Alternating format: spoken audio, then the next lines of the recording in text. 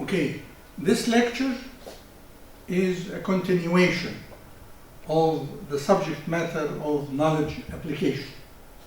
And I have, in the previous lecture, I have discussed and elaborated on a number of basic concepts and principles of knowledge application, and how knowledge application require this maybe a code of what I presented, require understanding and require grasping and require that people have to make meaning out of what they get, out of the knowledge that they get.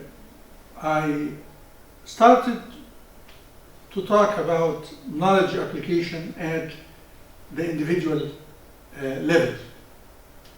There are two levels, individual level and group and organizational levels.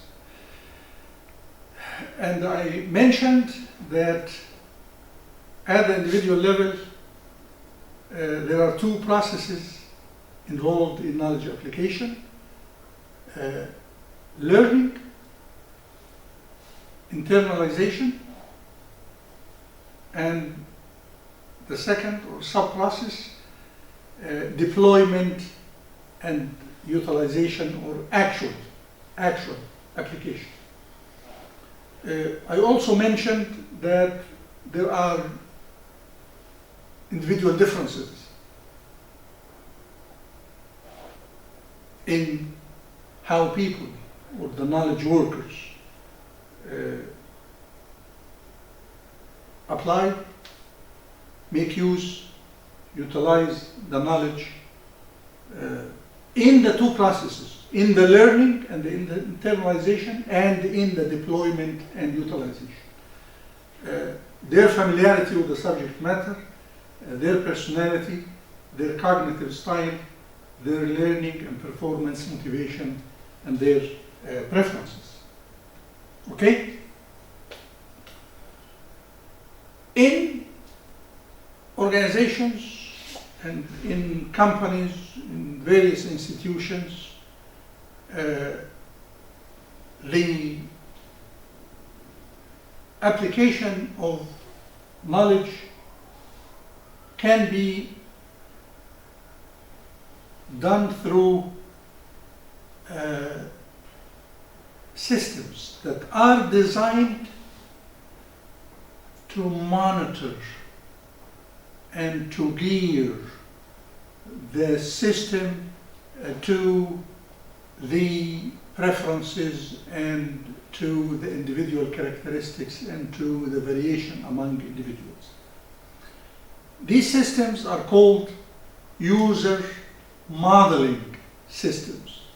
User modeling systems. Knowledge user modeling systems. Part of these systems is something called dynamic profiling system. And let me give you an example of this. If you go into the YouTube, and if you make a search for a particular song, a particular play, or a particular movie, or a particular video, that video has a subject and has names of the actors or the speakers or whatever. Your utilization, your use of the YouTube, there is a system that monitors and tracks your choices, your preferences. And based on your preferences, based on your actual use, it provides with you similar videos, similar pieces of knowledge or whatever. These systems identify and trace user preferences, user choices. And they also can trace changes that take place in the organization or in the condition, and they are designed to monitor and to trace these preferences and organization changes or changes in the conditions of use on continuous basis. Not just one shot, but rather the same like the example that I gave about your search in the YouTube. The YouTube is designed, it is a user modeling system designed to monitor your preferences on continuous basis. For example, if you choose particular videos of Adil Imam, of Yusra, or of whoever, actor or any singer, you have made preferences this week. Okay, so during this week, the system will provide you with similar videos of the same subject matter, or actors, or personalities, or names, or themes, or whatever. If you change your preferences next week and you started searching on other types of themes or videos or songs or plays or whatever, the system adapts itself and changes the material that it provides to you.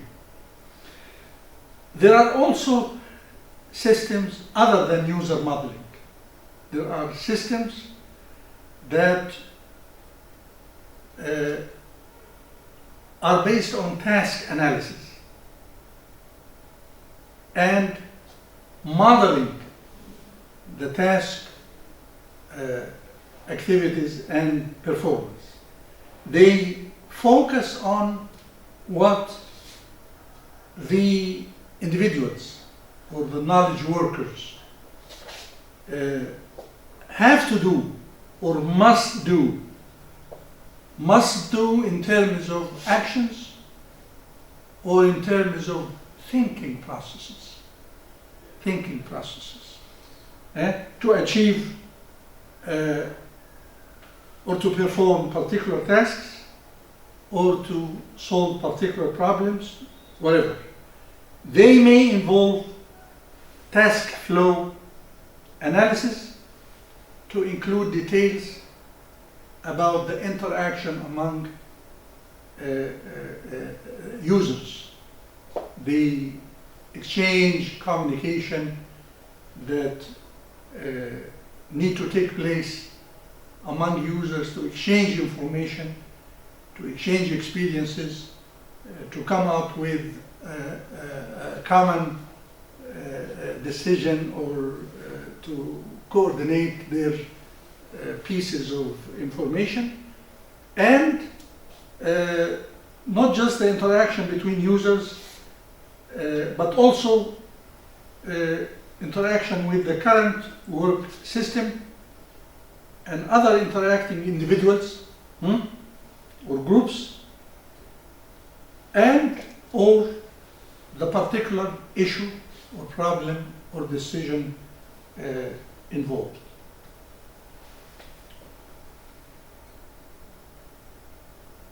Additionally, there are also, I'm going to just go through the important systems that support application. There is electronic performance support system.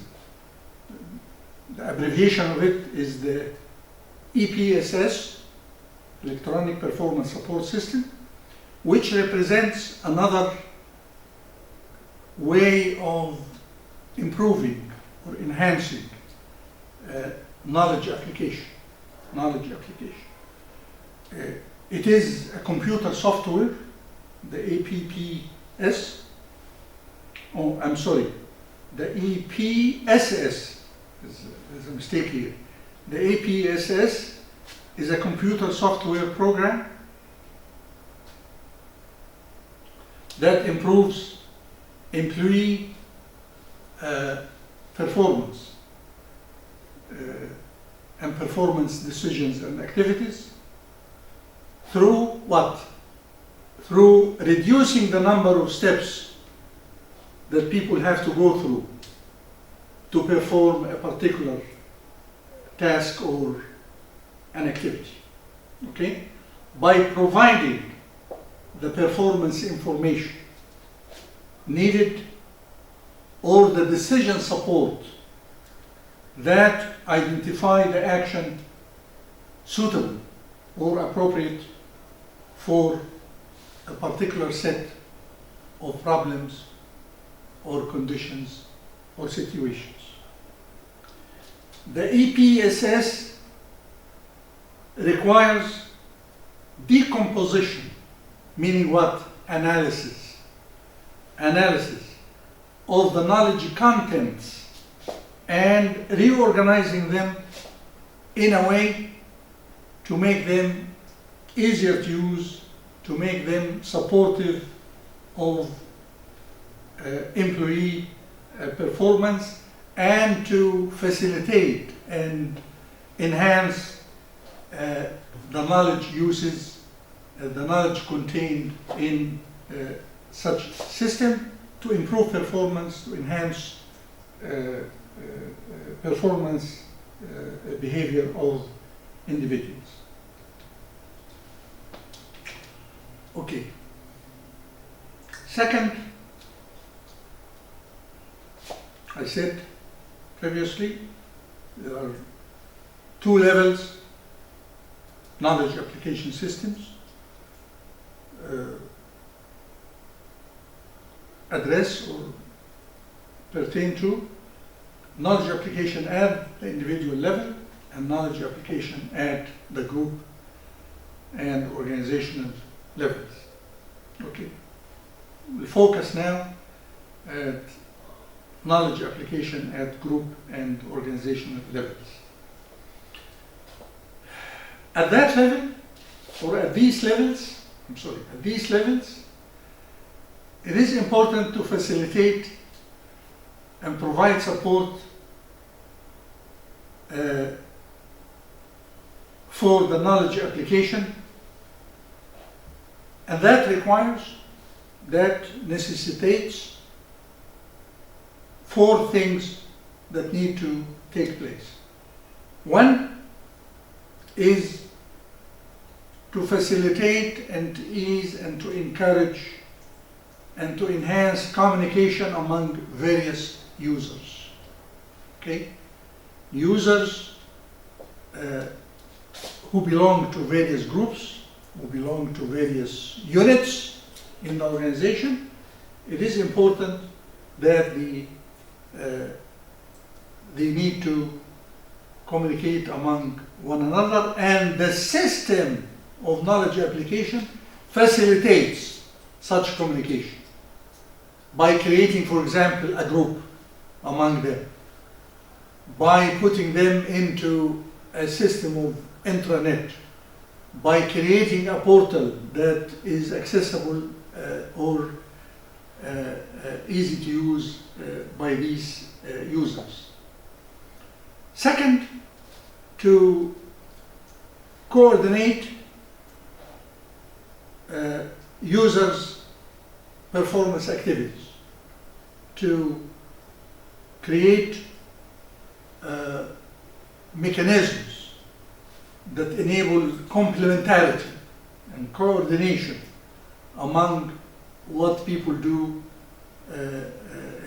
who belong to various groups or who belong to various units. Three, collaboration among user groups. People need to be cooperative, need to have a sense of sharing and helping one another, and complementing the work of one another and solving the problems that may take place in their relationships or in their exchange of experiences or activities. Fourth, you cannot have any system of knowledge application to be effective unless you have a control system to ensure integrity and to track and monitor the progress of projects and performance. You need to assess the system of knowledge application as a whole to make sure that it is working well, that people are utilizing what they are provided with, people understand it, people make use of the guidelines, the manuals, the intranet, the portals, so to be able to make sure that the system is working well. If it is not working well, then the system would need to be improved, would need to be perhaps redesigned, would need to be changed to enable better application, better utilization of the knowledge and the information contained in it. There is a variety of tools and techniques that enable knowledge application at the group and organization levels. They involve variety of dissemination and publication tools and techniques that enable the availing, the accessibility, and the sharing and dissemination and publication or promulgation of the information and the knowledge relevant to people's tasks and performance activities.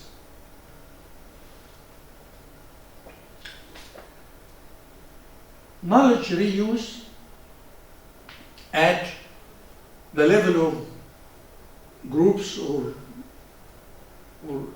the organization involves a number of sub-processes, sub-activities. One is to access the knowledge, to recall it, that, for example, a particular group that needs a piece of information, that this information is located somewhere in a particular source, or to maybe go to the organizational memory, the stock of information and knowledge of probably explicit, but also to recall tacit knowledge as well. Okay. The second sub-process is recognition of the particular elements of information or knowledge that would be relevant to the need of the groups or the organizational teams or units. And the third sub-process is actual utilization, actual application. You access and recall, you recognize, recognition and involving identification and specification, particular selection of certain elements of knowledge, and the third sub-process is actual utilization or application. knowledge reuse and application relies on knowledge that has been proven useful, that have proven usefulness. It is not just any knowledge, but rather, if, for example, I am in the maintenance department in a factory, manufacturing factory,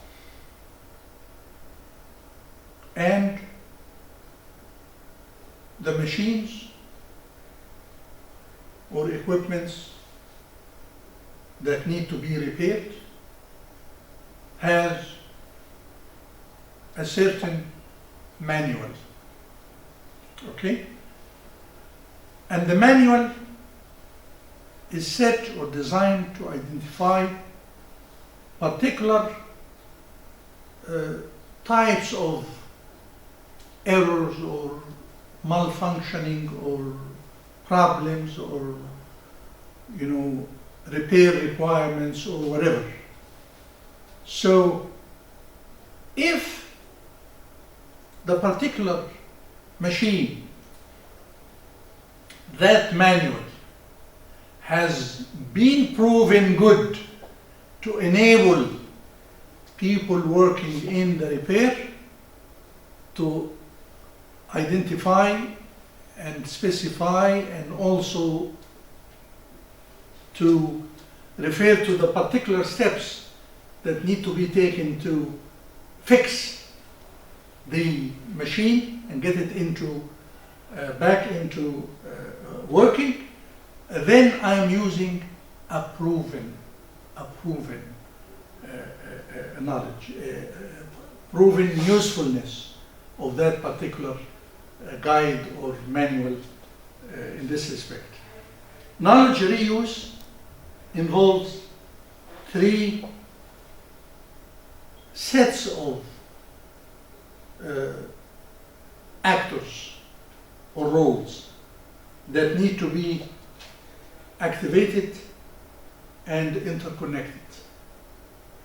Three different sets of roles or sets of actors. One is the knowledge producer, the source of knowledge, the person or the role or the group that has generated, that has created experiences, and the experiences have been documented or put into some form that makes it accessible to other people. We call these people the knowledge producers. And then positions or roles or people who act to link the producers, to link the sources of knowledge, okay, to people who need it, people who utilize it, people who apply it. We call them knowledge intermediary roles, knowledge intermediary, because they intermediate between the producers and the users. And the third role is the knowledge reusers, or the knowledge users, both users and reusers. Okay, something important here that need to be mentioned.